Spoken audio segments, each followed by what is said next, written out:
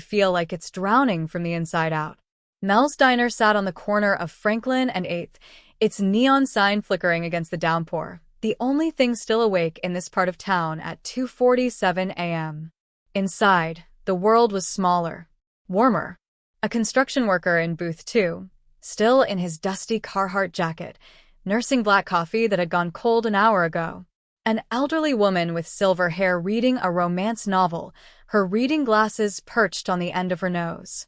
2 teenagers in the back corner, splitting a plate of onion rings and laughing too loud about something on one of their phones. Hailey Carter was behind the counter, refilling the sugar dispensers when the door swung open and a man in a black ski mask walked in holding a gun. The construction worker dropped his cup. Coffee spread across the table like a slow-motion flood. The teenagers scrambled, one of them hitting the floor so hard the sound echoed off the checkered tile.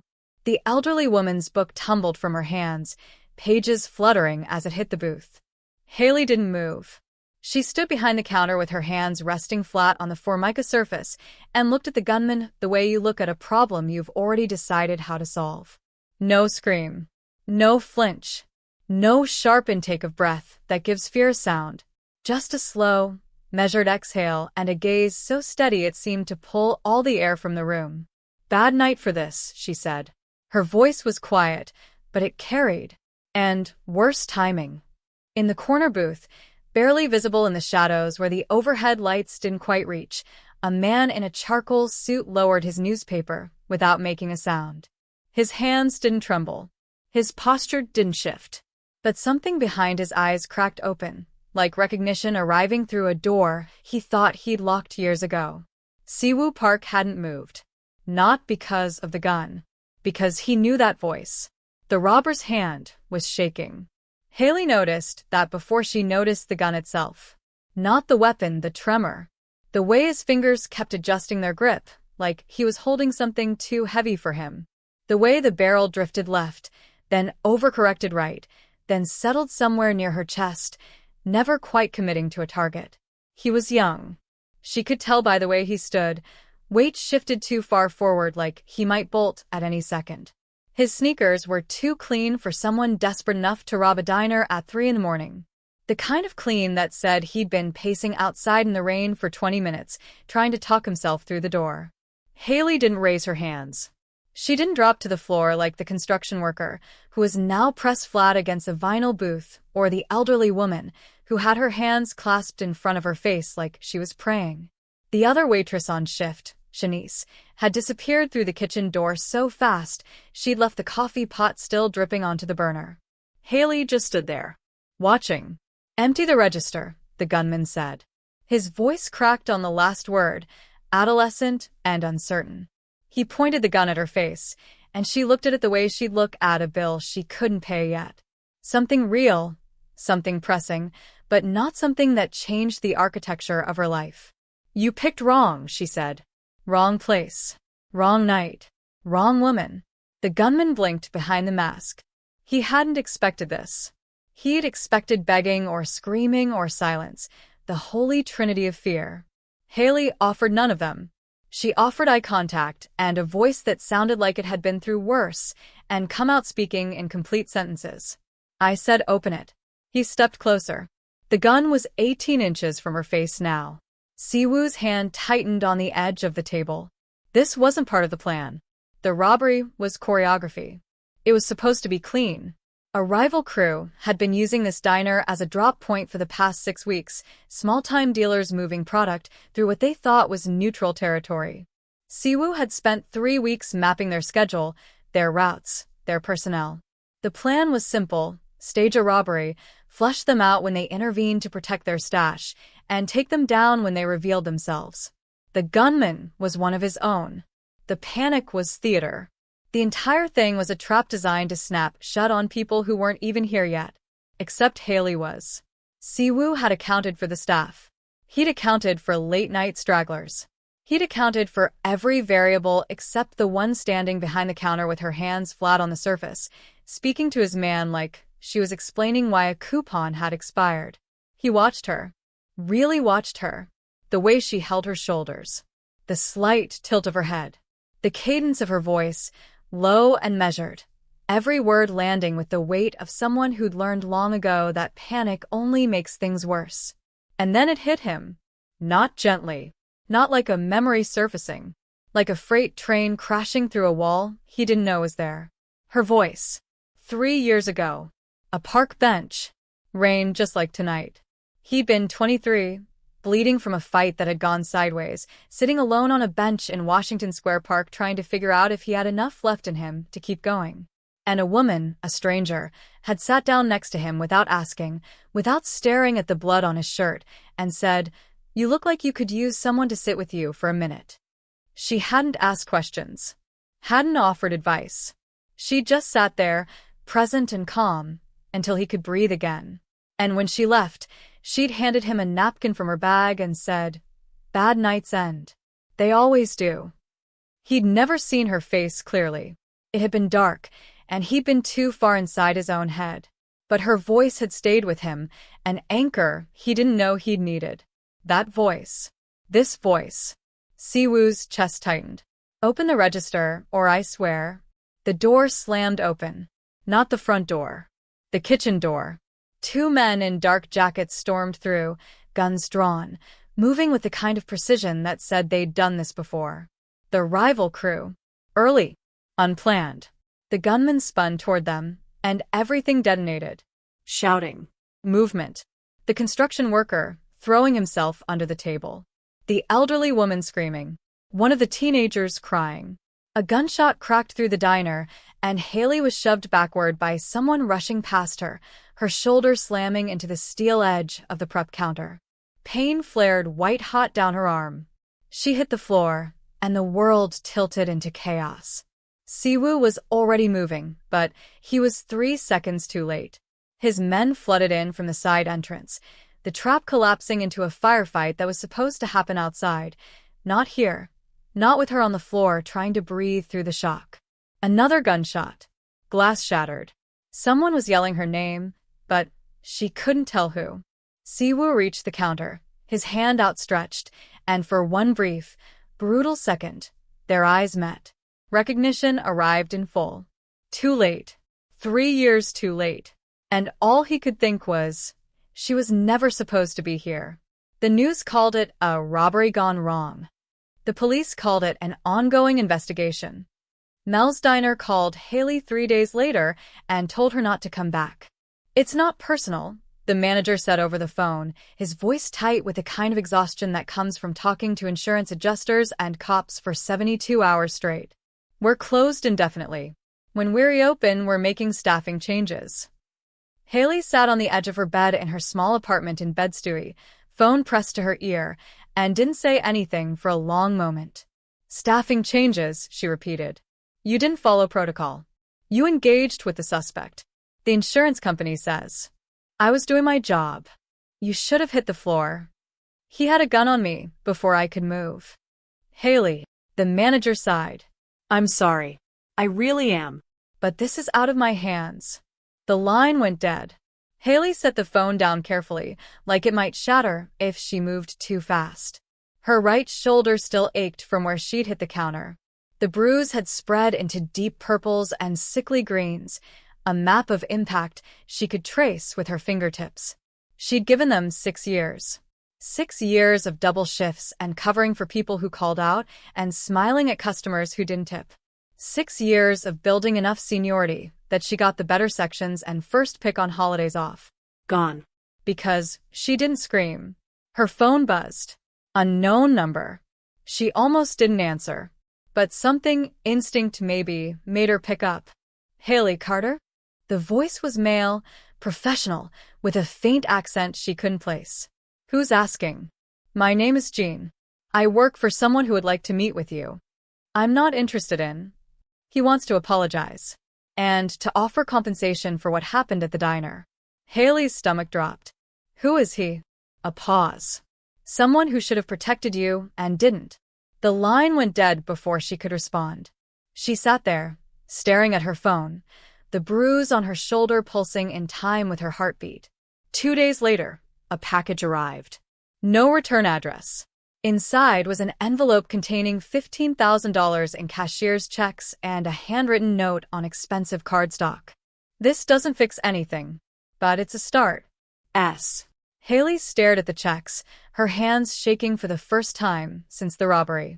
$15,000. 3 months of rent. A buffer she hadn't had in years. Money that could mean breathing room, could mean not taking the first terrible job that came along just to keep the lights on.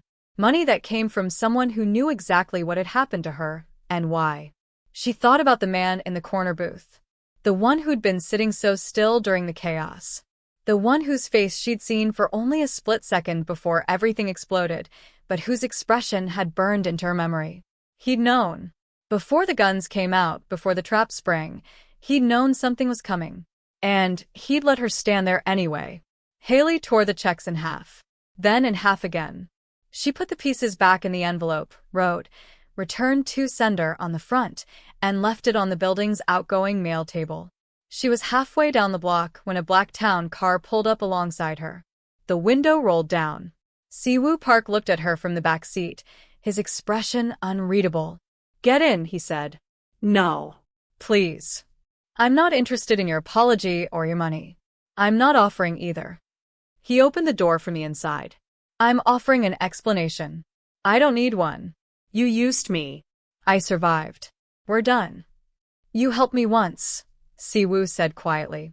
3 years ago. Washington Square Park. You sat with me when he stopped. Started again. You didn't know who I was. You just sat. And when you left, you told me bad night's end." Hailey froze. She remembered. A man on a bench, bleeding, looking like the world had taken everything from him. She'd been walking home from a late shift, seen him sitting there in the rain, and something in her had refused to just keep walking. She'd sat with him for maybe 10 minutes. Hadn't asked questions. Hadn't tried to fix anything. Just been present. She hadn't thought about it since. "That was you."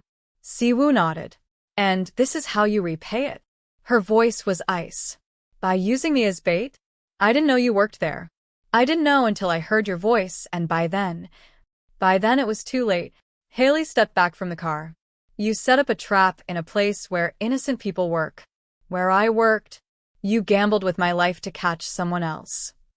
"Yes." The honesty of it landed like a slap. "And now you want what? Forgiveness? Absolution?" "No," Siwoo said. "I want to make sure you're safe. The people I was targeting, they know you were there. They might think you saw something. I didn't see anything. They don't know that." Hailey laughed, bitter and sharp. "So now I'm in danger because you decided to play God in a diner at 3 in the morning." Siwoo didn't answer. The silence was answer enough. "I don't want your protection," Hailey said. "I don't want your money. I don't want anything from you except to never see you again." She turned and walked away. The car didn't follow. But she knew, with a certainty that settled cold in her bones, that this wasn't over. The apartment felt smaller when she got back. The walls closer. The ceiling lower. Hailey stood in the kitchen, staring at the refrigerator covered in bills and reminders and a single photograph, her and her sister, Maya, at Coney Island 5 summers ago, both of them laughing at something that didn't matter anymore. Her phone buzzed. A text from a number she hadn't seen in 8 months. "Trey. Heard about what happened. You okay?" Her ex-boyfriend. The man who'd spent 2 years telling her she was too sensitive, too quiet, too hard to read. The man who'd made her feel like her calm was a character flaw instead of a survival skill. The man she'd finally left because she'd realized silence in the face of his anger wasn't strength. It was erasure. She deleted the text without responding. But 3 hours later, another one came. "Trey, I'm in town. Let me take you to dinner. You shouldn't be alone right now." Hailey stared at the screen. The most dangerous traps, she was learning, weren't the ones built by mafias. They were the ones built by people who thought they knew what you needed better than you did. Trey looked good. That was the first thing Hailey noticed when she met him at the restaurant, and she hated that she noticed it. He looked healthy, successful, like the past 8 months had been kind to him in ways they hadn't been to her. Tailored shirt, new watch, smile that still knew exactly how to disarm. You look tired, he said, standing to hug her. She let him. Briefly. I've had a rough week. I heard. It's all over the news. He pulled out her chair, gestured for her to sit. I couldn't stop thinking about you. Alone in that diner, with a gun in your face. I wasn't alone. There were other people there. But you were the one behind the counter. He sat down across from her, reached across the table like he was going to take her hand, then thought better of it. That must have been terrifying. It was what it was. Still so calm. He smiled, but there was something underneath it. Even now. You never let anyone see you rattled, do you? There it was. The thing that sounded like a compliment but landed like a criticism. The gentle excavation of everything she was, looking for the crack. I'm handling it, Hailey said. Are you? Trey leaned forward. Because from where I'm sitting, you just lost your job, went through something traumatic, and you're acting like it's just another Tuesday. What would you like me to do? Fall apart, so you can watch. He blinked, wounded. That's not fair. Isn't it? The waiter appeared, defusing the moment. They ordered. Trey got wine. Hailey got water. When the waiter left, Trey tried again, softer this time. I'm not trying to fight with you, Hailey. I'm trying to be here for you. I didn't ask you to be. No. You never do. He sat back. That was always the problem, wasn't it? You never asked for anything. Never needed anything. It was like being in a relationship with a ghost. I needed you to stop yelling at me when you were angry. I never yelled. You raised your voice every time I didn't react the way you wanted. Trey's jaw tightened. I raised my voice because you'd sit there like a statue and make me feel crazy for having emotions. I had emotions. I just didn't perform them for you. Exactly. He pointed at her, vindicated.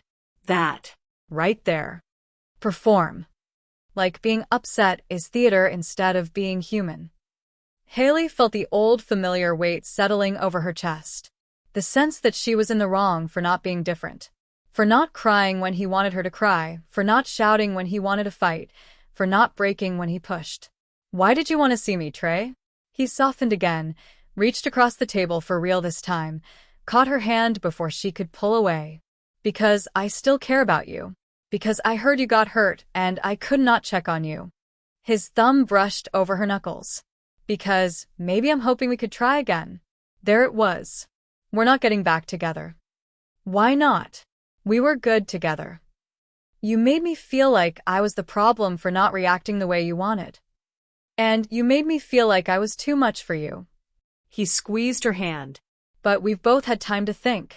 To grow. Maybe we could meet in the middle this time. Hailey pulled her hand back. There is no middle. You wanted me to be someone I'm not.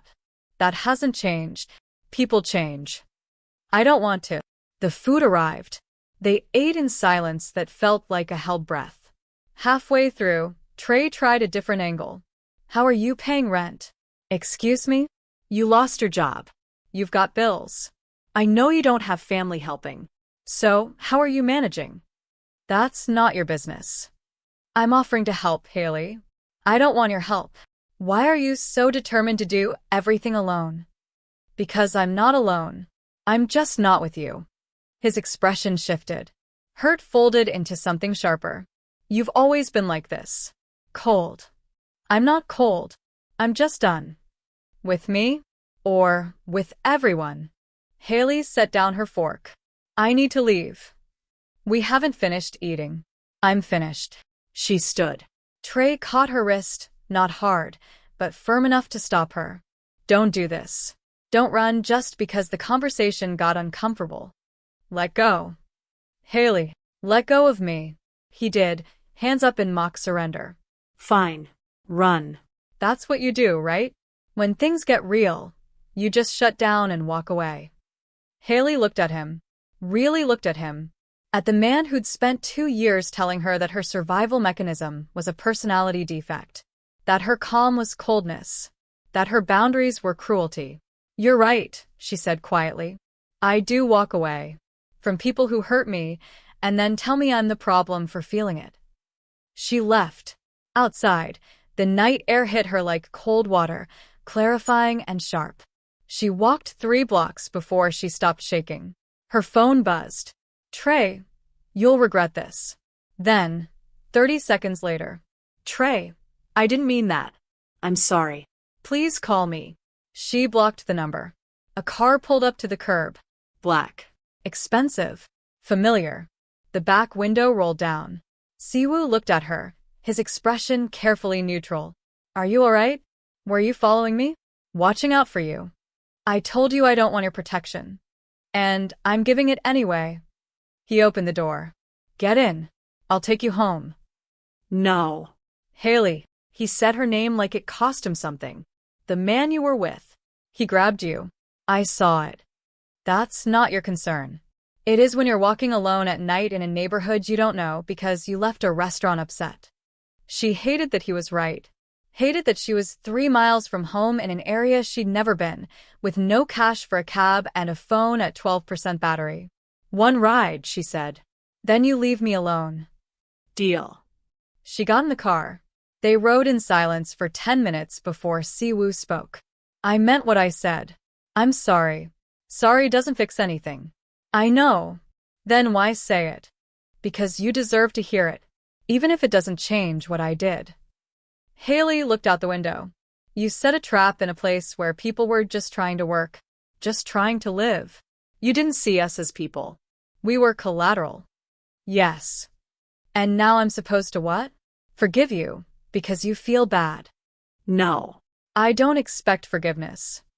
Siwoo's hands tightened on the briefcase in his lap. I expect you to let me make sure you don't get hurt again because of my mistake. I can take care of myself. I know. I saw that. He almost smiled. You were the only one in that diner who didn't panic. The only one who looked at a gun and saw a scared kid instead of certain death. And you were the only one who knew it was coming. The smile died. You owe me nothing, Hailey said. Recognition doesn't earn you access. It doesn't make us even. I know. Then stop following me. Stop sending money. Stop trying to protect me from consequences you created. I can't. Why? Siwoo met her eyes in the rearview mirror. Because 3 years ago, you saved my life. Not by doing anything dramatic. By sitting with me when I was ready to disappear. And I repaid that by almost getting you killed. He looked away.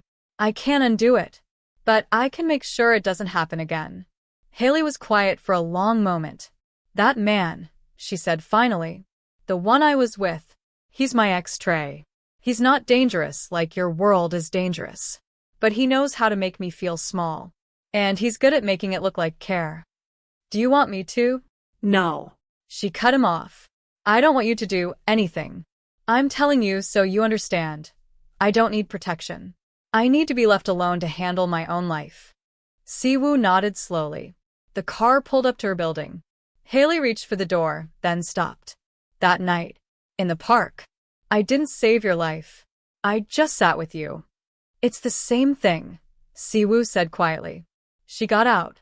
The car didn't leave until she was inside. Trey showed up at her building 4 days later.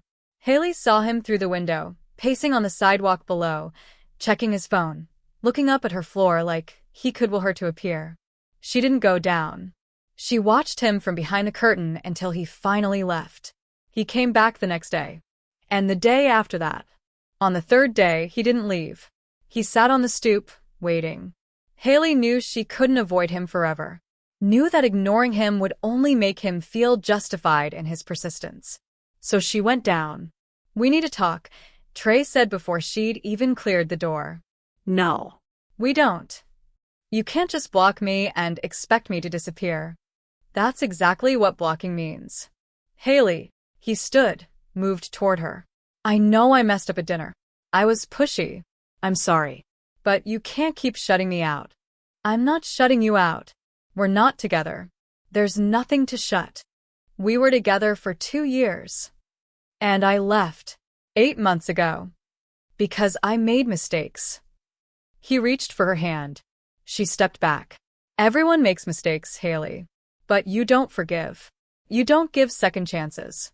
You just go cold and walk away. I gave you chances. For 2 years. Every time you told me I was overreacting. Every time you said I was too sensitive. Every time you made me feel like my calm was a weapon I was using against you. I was frustrated. You never told me what you were feeling. I told you constantly. You didn't like the way I said it, so you decided I wasn't saying anything at all. Trey's expression shifted. Hurt. Defensive. You're being unfair. No. I'm being clear. You're being cold. Then I'm cold.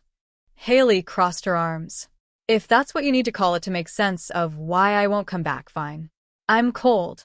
I'm distant. I'm too hard to reach. And I'm done explaining myself to you. You don't mean that. I do. You're going through something. The robbery, losing your job. You're not thinking clearly. And there it was. The thing that made her blood go quiet and still. Don't do that, she said softly. Do what? Tell me I don't know my own mind, because I won't give you what you want. Trey stepped closer. I'm trying to help you. No. You're trying to convince me I'm broken, so I'll need you to fix me. That's not. It is. Hailey's voice didn't rise. It didn't sharpen. It just landed, clear and final. You've been doing it since we met.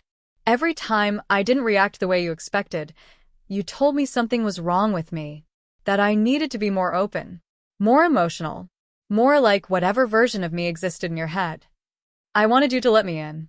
I let you in. You just didn't like what you found. Trey's jaw worked. You're impossible. Then leave me alone. You don't get to just decide we're done. I already did. 8 months ago.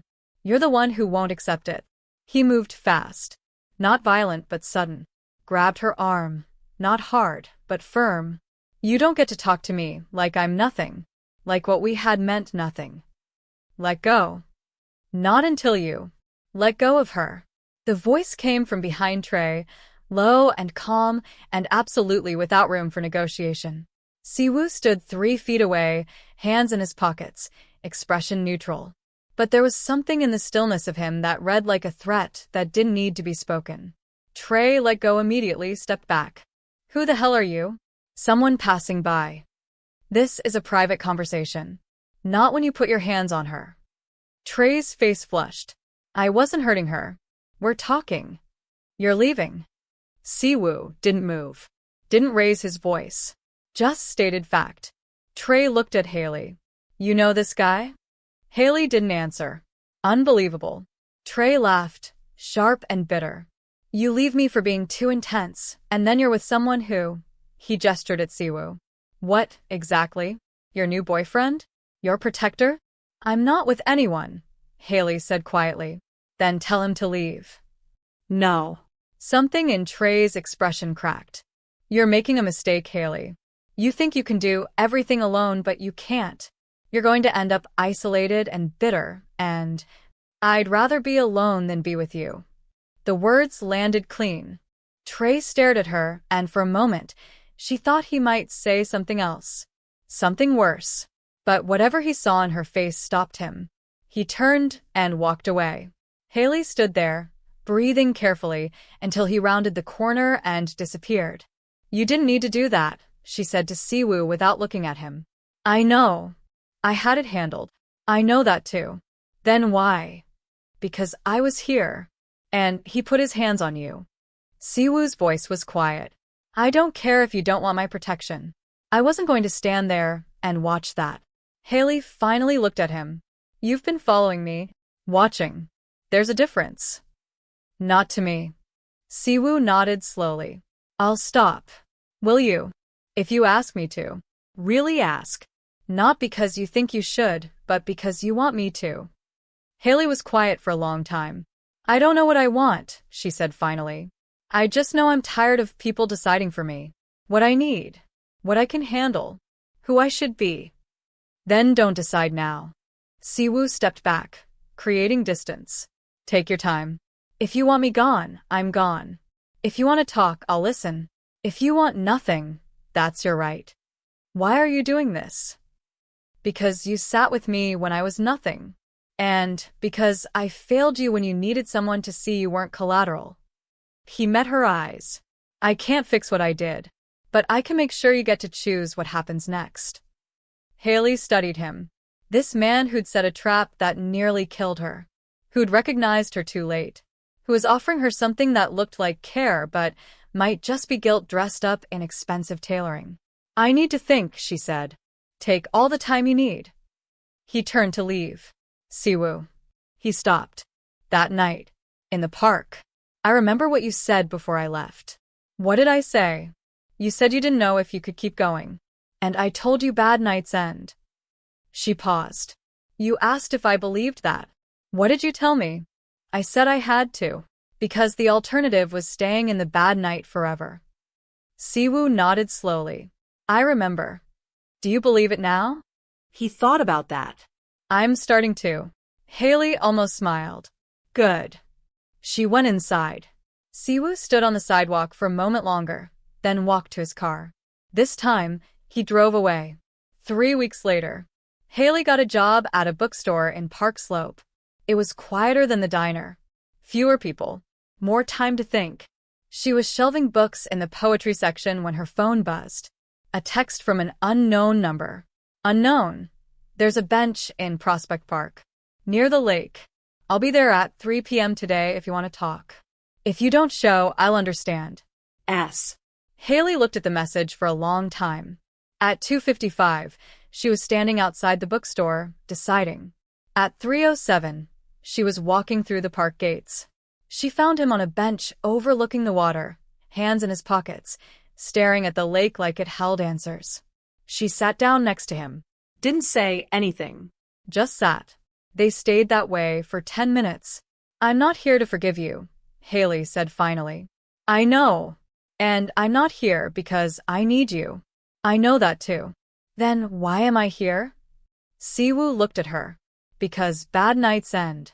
But the people who sit with you through them, they stay. Hailey felt something loosen in her chest. Not forgiveness. Not absolution. Just the beginning of something that might, eventually, become understanding. I'm not promising anything, she said. I'm not asking for promises. Then what are you asking for? Permission to try to be worth the second chance you didn't have to give me. Hailey looked out at the water. At the way the light hit it, turning ordinary into something that looked like it mattered. You can try, she said. They sat together as the sun moved across the sky. Not speaking. Not needing to. Recognition, Hailey thought, wasn't just remembering. It was choosing to stay after you remembered. It was earning proximity instead of assuming it. And for the first time in weeks, she felt like she could breathe without counting the cost. If this story made you hold your breath, if you felt the weight of silence, the danger of being underestimated, and the power of choosing yourself, like this story, share it with someone who needs to hear it, and subscribe for more stories where strength isn't loud, but it's real.